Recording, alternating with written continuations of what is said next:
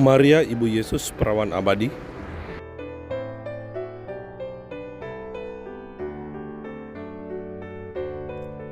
Shalom, saya Monique Rakers dari YouTube Fakta Israel. Saudara, hari ini saya ingin membahas tentang ibu dari Yesus Kristus, Yeshua HaMashiach, Maria atau Miriam dalam bahasa Ibrani.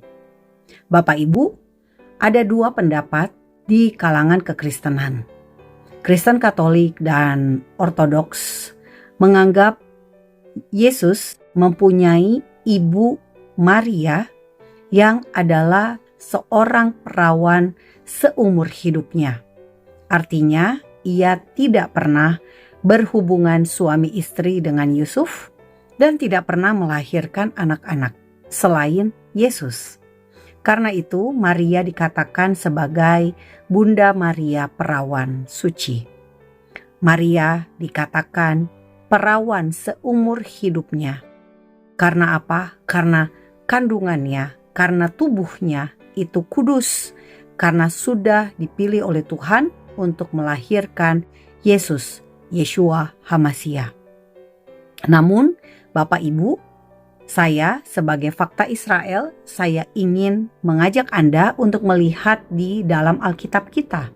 Bapak Ibu semua, di dalam Matius 1, perikop kelahiran Yesus Kristus, dijelaskan di sini tentang Yusuf, suami atau tunangan dari Maria, yang pada saat itu mendapatkan penglihatan dalam mimpi dan malaikat berbicara kepada Yusuf untuk mengambil Maria sebagai istri. Dan dikatakan di ayat 24, sesudah bangun dari tidurnya, Yusuf berbuat seperti yang diperintahkan malaikat Tuhan kepadanya. Ia mengambil Maria sebagai istrinya.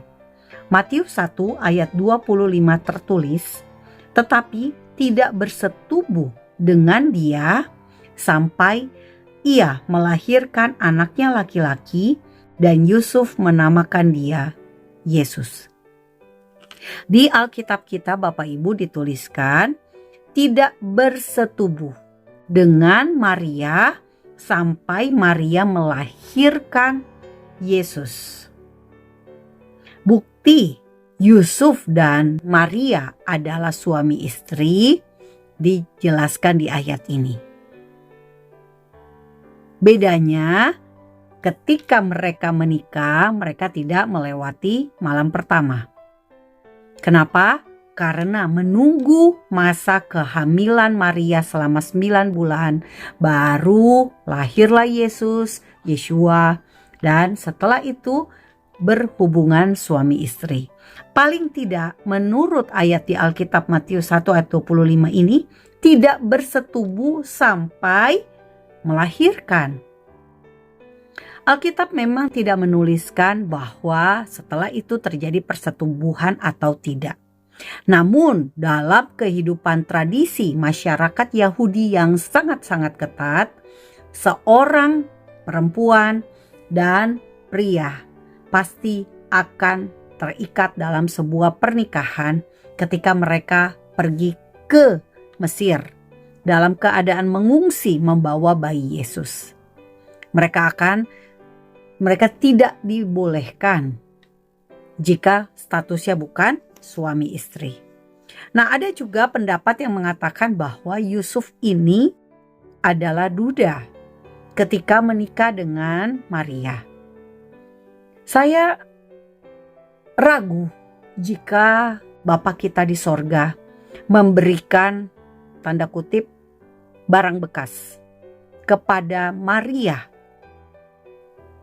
sebagai suami dan sebagai bapa dunia Yesus atau Yeshua. Apakah Tuhan Bapa kita di sorga tidak bisa memilih seorang pria yang perjaka, seorang pria yang belum punya ikatan dengan siapa-siapa sebelumnya untuk menjadi bapa dunia dari Yeshua? Tentu Tuhan bisa memilih seorang pria yang luar biasa untuk menjadi bapak dari Yeshua. Ada juga yang berpendapat saudara-saudara Yesus yang ditulis di Alkitab dengan nama-nama mereka masing-masing belum termasuk juga nama saudara-saudara perempuannya, itu semua bukan saudara kandung. Argumentasi mereka ini adalah anak-anak dari Yusuf dari pernikahan sebelumnya. Jadi ini adalah saudara tiri dari Yesus atau Yeshua.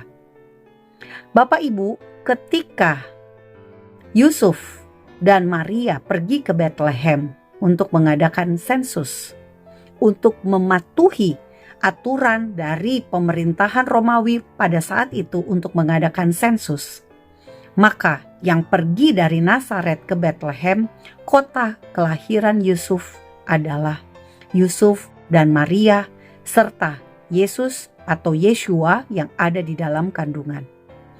Anak-anak Yusuf sebelumnya tidak ikut serta. Anak-anak Yusuf sebelumnya tidak didaftarkan oleh Yusuf ke kota Bethlehem.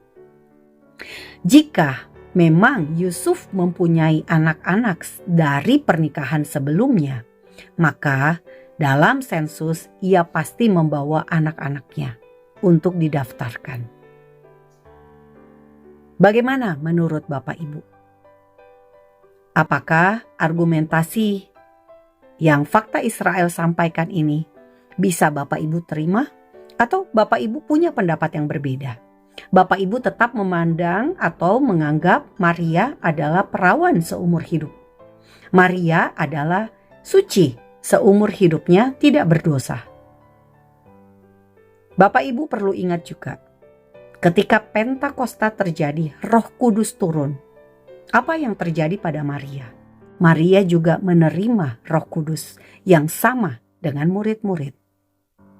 Artinya, seorang Maria yang dipilih oleh Tuhan untuk menjadi alat bejana untuk melahirkan Yesus sebagai Tuhan dan Juru Selamat, Yeshua masuk ke dunia melalui rahim seorang perempuan Yahudi bernama Maria atau Miriam. Dia tetap membutuhkan Roh Kudus. Dia tetap diberikan oleh Tuhan Roh Kudusnya. Ia bukan menurut fakta Israel. Ia bukan seorang yang tidak memerlukan Roh Kudus. Sebaliknya, melalui peristiwa Pentakosta, Tuhan menunjukkan bahwa Maria dan murid-murid adalah bejana, alat yang bisa Tuhan pakai untuk tujuan Tuhan di bumi ini. Demikian juga kita Bapak Ibu semua. Saya, Bapak Ibu, bisa Tuhan pakai demi tujuan ilahi Tuhan di bumi ini. Masalahnya kita mau atau tidak. Jika kita mau, maka kita memberikan diri kita, memberikan hidup kita agar bisa Tuhan pakai. Bapak Ibu menyambut Natal, mari kita pelajari Alkitab kita agar kekristenan kita adalah kekristenan yang back to the Bible, kembali kepada Alkitab. Bukan berdasarkan pendapat manusia, bukan berdasarkan pendapat doktrin-doktrin yang belum tentu Alkitabiah. Fakta Israel tidak lebih pintar daripada Bapak Ibu semua. Karena itu Bapak Ibu, fakta Israel hanya mengajak Bapak Ibu belajar Alkitab, kembali kepada apa yang ditulis oleh Alkitab kita. Salam damai dari fakta Israel. Damai hanya bisa jika ada kebenaran. Am Yisrael Hai, bangsa Israel hidup, selamat menyambut Natal. Saya Monique Riegers.